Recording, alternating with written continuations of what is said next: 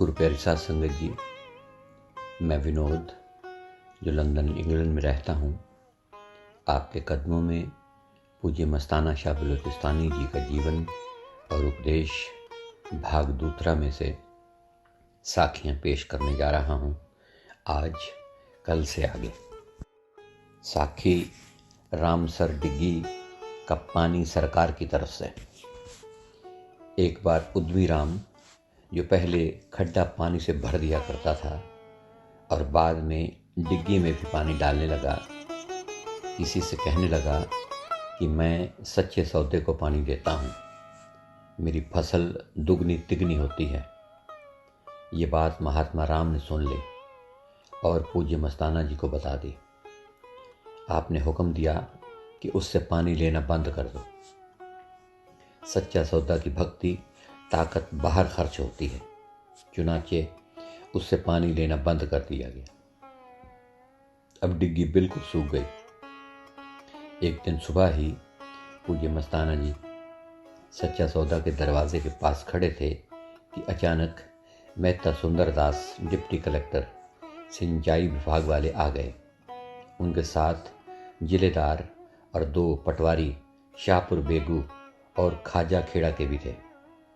वे अभी बाहर ही थे कि मैंने पूज्य मस्ताना जी से अर्ज़ की कि ऐसे अफसर आए हैं कि वैसे तो डेरे के चारों तरफ बाड़ थी और दरवाजे के साथ वाली दीवार पर अंदर की तरफ सीढ़ियाँ बनी हुई थी। आने जाने के लिए बांस की सीढ़ी बाहर लगाई जाती थी। आपने फरमाया कि अब छुपने के लिए कोई जगह नहीं है, अब तो मिलना ही पड़ेगा, क्योंकि आप कम ही बड़े लोगों से मिला करते थे। खैर, सीढ़ी लगाकर उनको अंदर बुला लिया। बातें करते करते जब डिग्गी के पास पहुँचे तो उन्होंने डिग्गी खाली देखकर उसकी वजह पूछी। मस्ताना जी ने फरमाया कि इसके बारे में आप पूज्य मनीष साहब जी से बात करें। पूज्य मनीष साहब जी ने सारी बात बता दी। डिप्टी साहब ने जिलेदार और पटवारियों को कहा कि जब नहर में पानी आए तो पहले इनकी डिग्गी भरवा दी जाए, फिर बारी चलाना। इतवार का सत्संग था। शनिवार सुबह ही पानी आ गया तो दोनों पटवारी आ गए और उन्होंने डिग्गी भरवानी शुरू कर दी। उस समय श्री बलभद्र सेठ की बारी थी। वह बहुत जोर लगा रहा था कि उसकी बारी ख़त्म हो रही है। पूज्य मस्ताना जी ने पटवारियों को कहा कि उसको पानी दे दो, हमें इतना पानी ही काफ़ी है। मगर पटवारी डिग्गी भरवा कर ही रहे।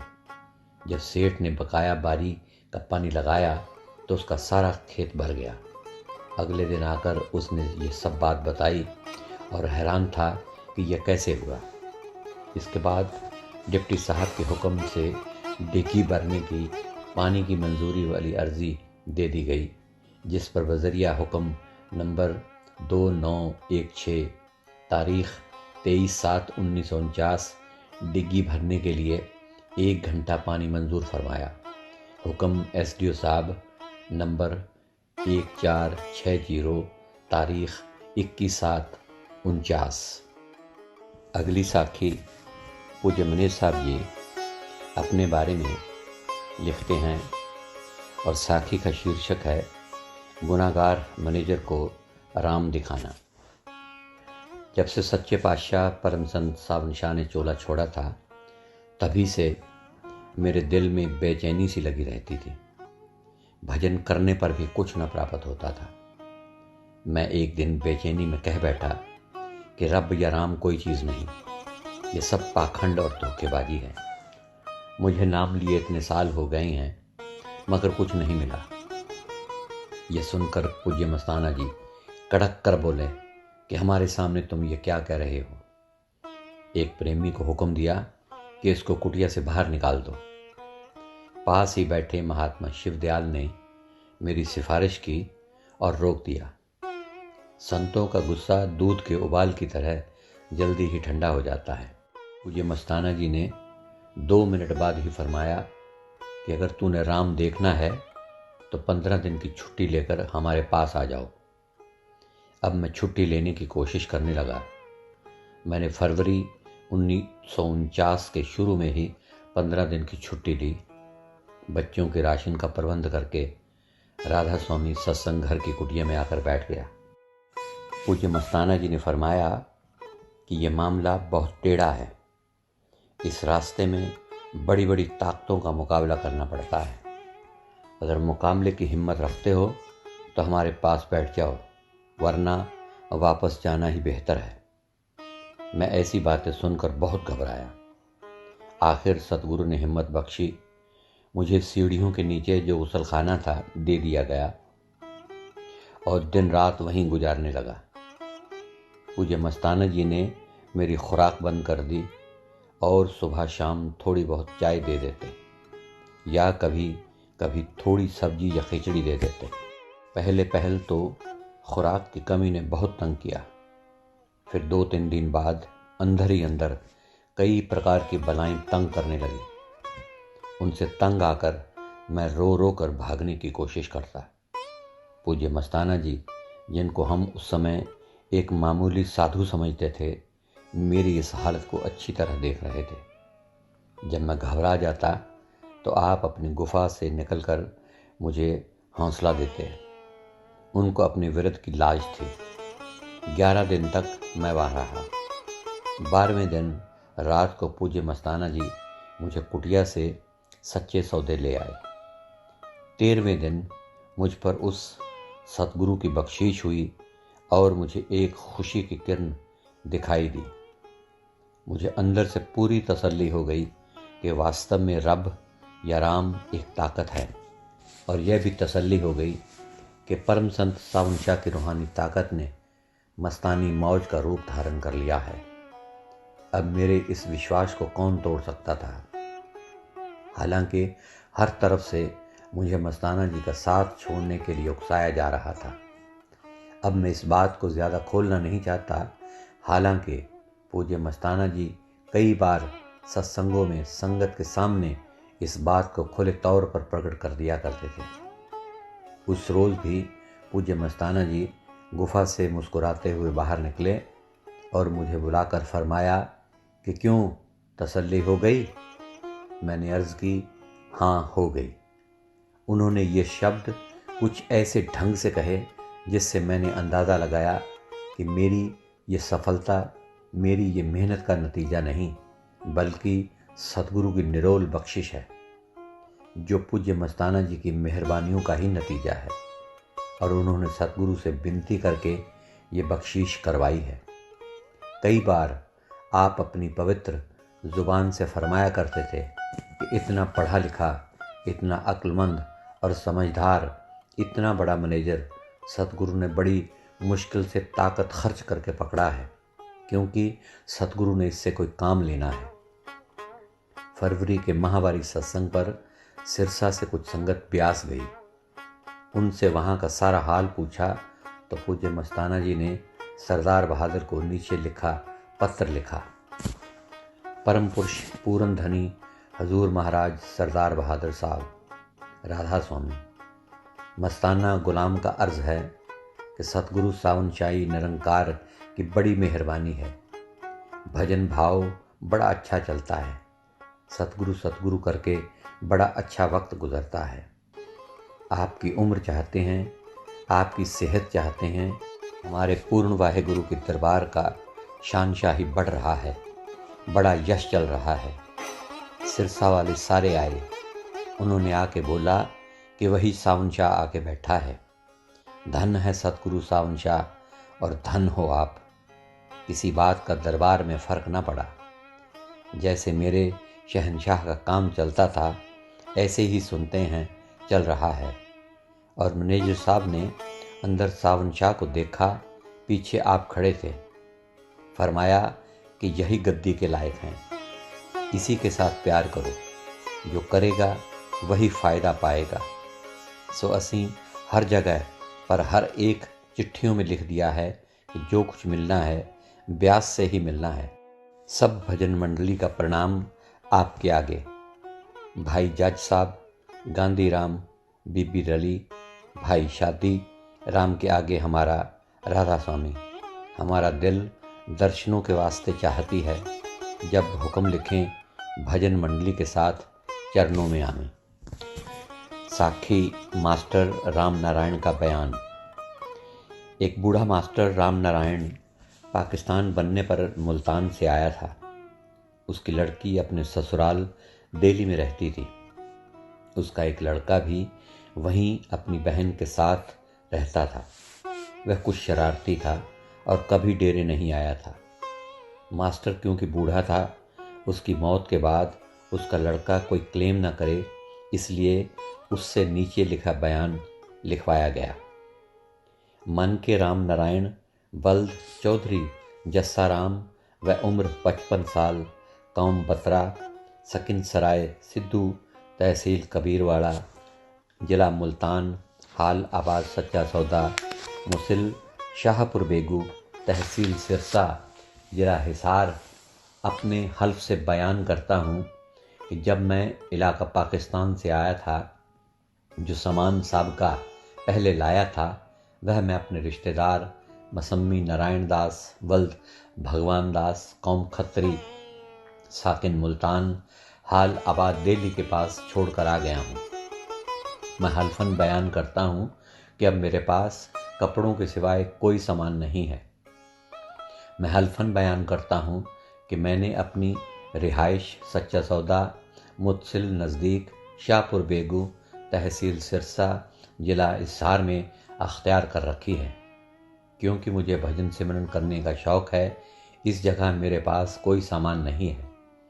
मैं हल्फन बयान करता हूँ कि मेरा लड़का मुसम्मी कृष्ण कुमार अगर मेरे बाद यहाँ कोई क्लेम करे तो वो नाजायज़ होगा। और मैं हल्फन बयान करता हूँ कि मेरा बयान हल्फी सही और दुरुस्त है। कोई राज मख्फी नहीं रखा गया। तहरीर 5 अप्रैल 1949। दस्तखत राम नारायण, वल्द चौधरी जस्साराम। राम नारायण सपुत्र जस्साराम बतरा, उम्र 55 साल, रिहाइश सच्चा सौदा, शाहपुर बेगू। दस्तखत हरिप्रकाश, मैजिस्ट्रेट, प्रथम श्रेणी सिरसा। साखी मास्टर राम नारायण की मौत। आपने सच्चा सौदा में कई साल सेवा की, परंतु आपका ख्याल लड़के की तरफ बहुत रहता था। कभी कभी इधर उधर से कोई चीज़ इकट्ठी करके उसके लिए ले जाया करते थे। अंत समय में सख्त बीमार हो गए और डेरे के साधु उनकी सेवा करते थे। पूज्य मस्ताना जी ने यह देखकर ठंडी सांस भरी कि इसने जो थोड़ी बहुत सेवा की है उसका फल सेवा करने वाले साधु ले जाएंगे। बेचारा सहस्त्रल कंवल में कितना समय पड़ा रहेगा। वह शहर के दरवाजे के पास बेरी साहब वाले कमरे के साथ पड़ा था, परंतु उसकी कोठी बाड़ियों वाले दरवाजे के साथ थी। पूज्य मस्ताना जी ने फरमाया, इसका ख्याल कोठी की तरफ है, इसको वहाँ ले जाओ। जब वहाँ ले गए तो फौरन ही उसके प्राण निकल गए और वह चोला छोड़ गया। जब उस कोठी की तलाशी ली तो वहाँ से सिर्फ 12 आने यानी कि 75 पैसे निकले। पूज्य मस्ताना जी ने फरमाया कि इसका ख्याल इन पैसों की तरफ था। साखी हर चीज़ की संभाल। पूज्य मस्ताना शाह बलूचिस्तानी हर चीज़ और हर बात की संभाल करते रहते थे। जब दौरे पर जाते पूज्य मनीष साहब जी द्वारा ख़तों द्वारा हिदायत करते रहते थे।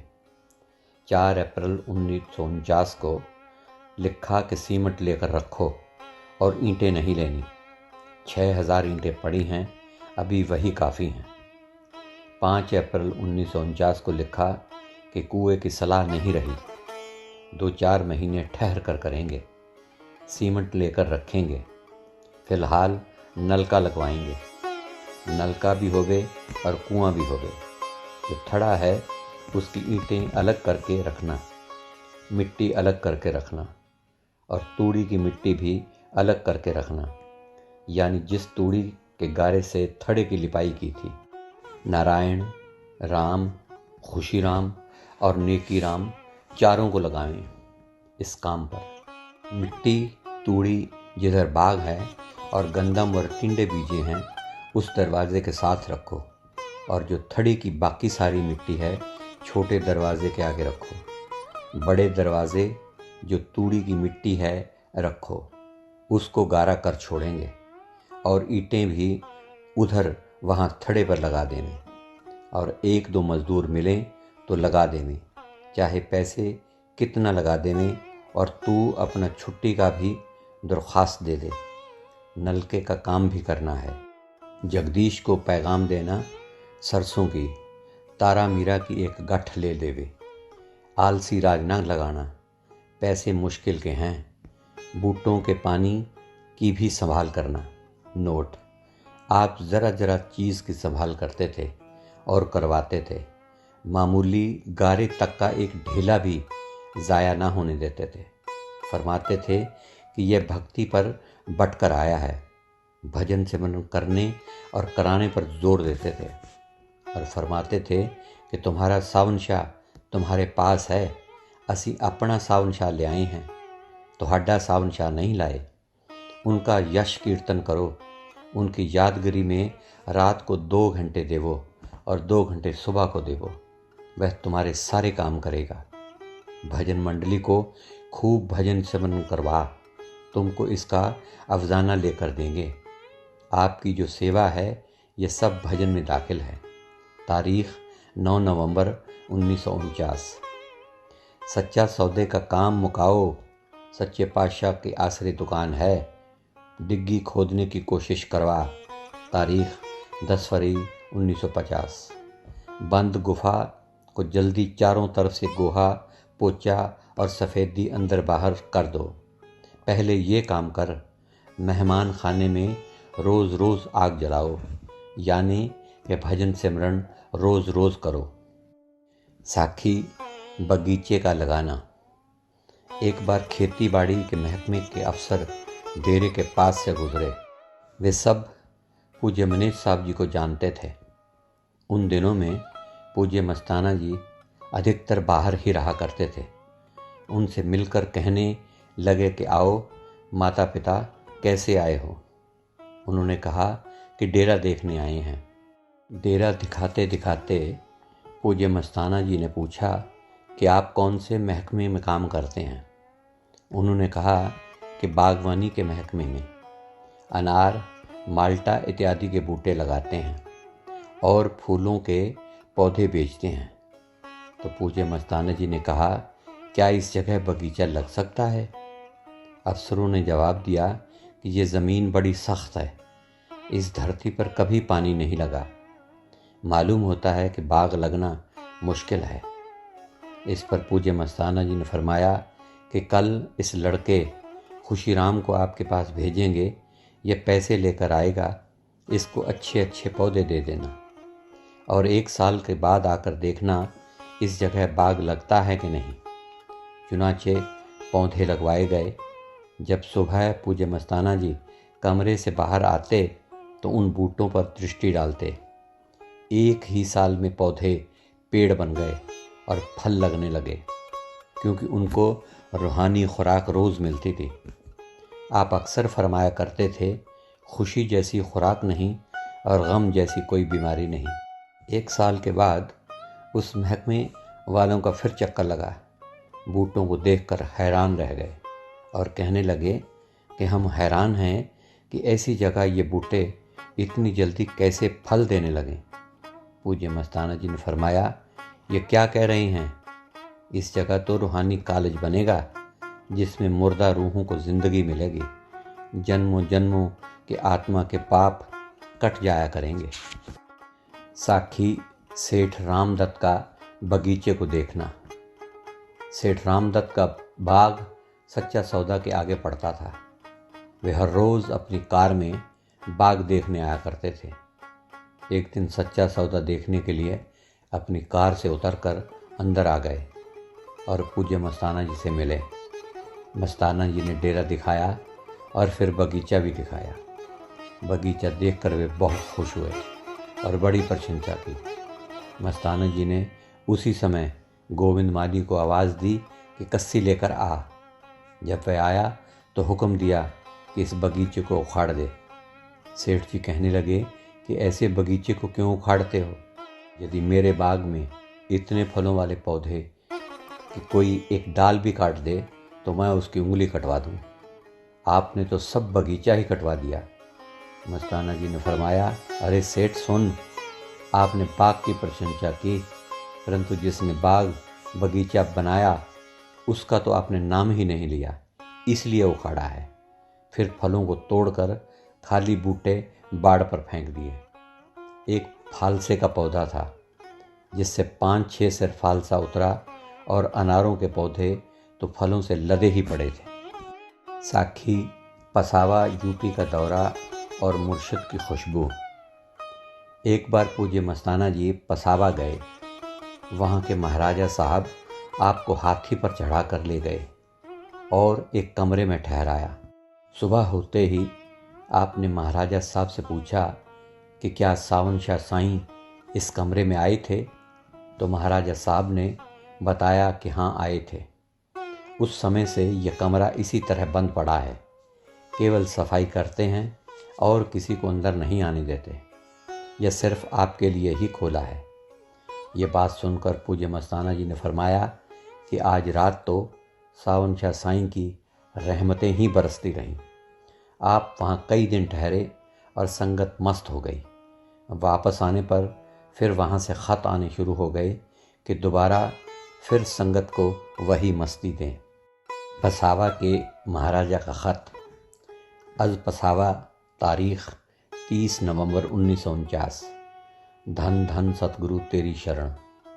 शब्द के दुलारे, सतगुरु के प्यारे मेरे मोहतरम भाई साहब, आप मुबारक हैं जिनको सतगुरु ने अपना प्रेम बख्शा है।